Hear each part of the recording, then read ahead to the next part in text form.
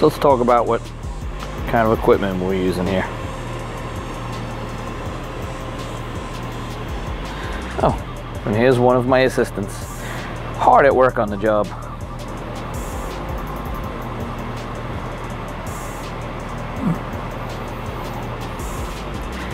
As you can see, I like Weber. They do make a quality product at a very fair price, so you don't have to spend a lot if you're into barbecue. So starting out, this is your classic Weber kettle charcoal grill. Super versatile, super easy to use. It's iconic in America. This is a 22-inch, and I made just two slight mods to it. One is I took out the stock grill grates and I put in cast iron grill grates. They seem to get hotter, hold the heat better sear on food and stuff. And the other is that little chrome piece you could see, which just hangs off the side, and it's just easy to hang your lid. But like I said, super easy to use. I use this for grilling. Most of the stuff I'll grill on here. You can offset the charcoal. You can see from my last cook, there's still some in there. It's offset to one side, so you can sear something there and move it over to the other side to let it finish the cook. People have set this up as a smoker, although we don't need that because we have a dedicated smoker. It's got that ash can on the bottom, which collects all the ashes, just makes it super easy to clean up. Easy to use, consistent, holds the heat, and you get great tasting food out of it.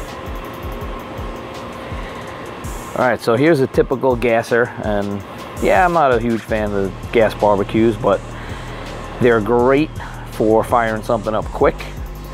Hamburgers, hot dogs, you just want to make it quick. You don't have time to, let the coals heat up and the charcoal, so you just want to fire it up.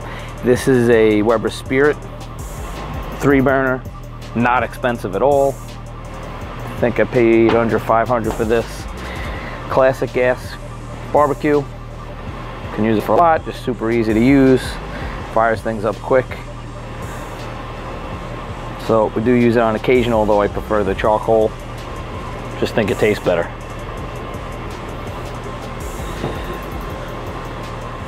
All right, and then the one that got me into it all. This is a Weber Smoky Mountain. This is the 18-inch version, but this is the smoker. This is the one that you want to use when you're slow smoking stuff. This bad boy can hold temperature for, I don't know, I've gone as long as 12 hours without having to add additional coals, and it's just really good at keeping it consistent. You control the temperature with the vents. There's one on the top, and then there are 3 vents on the bottom, the air vents, and that's how you control your temperature. But it'll hold the same temperature for 12 straight hours without having to add any more fuel to it. See, the drawback on the regular kettle is you can't put a lot of fuel in it. It won't hold a ton of fuel, but the smoker will hold a lot. Slow smoking, your charcoal and your wood is all the way on the bottom, and your food's on the top. There's also a water pan in between, which helps regulate the temperature and also keeps moisture in the smoker. Super easy to use and set up. Fire up your charcoal, you put it in the bottom with the wood, get it to the temperature you want by manipulating the vents, and you let it roll. You can really do some really good low and slow. It just infuses a lot of flavor in here. Again, this one wasn't super expensive. I believe I paid around $300. My advice, if you're going to be doing a lot of smoking, is to go with the bigger size. Is a 22-inch. I didn't at first. I wasn't sure if this was going to become a hobby.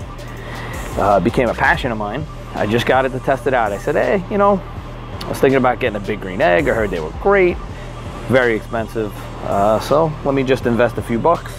And now I love it. And I wish I would have got the bigger one, but I didn't know it at the time. So these are the items that I'm using. All 3 have a purpose. It's good to have 2 grills. In my opinion, if you're hosting a lot of people, at least you got 2 surface areas. And like I said, with the gas, you can fire it up real quick. Charcoal imparts some good flavor, and you can also be running the smoker at the same time, and I've used them all 3 at the same time. That's it. Hope you guys enjoy this and understand where I'm coming from, and I'll do some reviews of some other stuff at another time.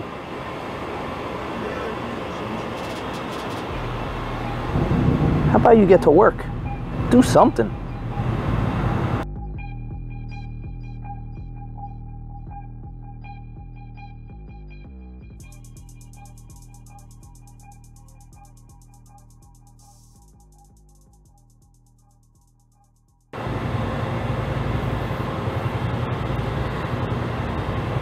This shows you the bottom of the smoker. Okay, that's your charcoal ring. So you set up your charcoal and your wood in there. There's the mid body, and that's got the water pan. You can see I got aluminum foil in there that I use left over from the last cook. And then the dome.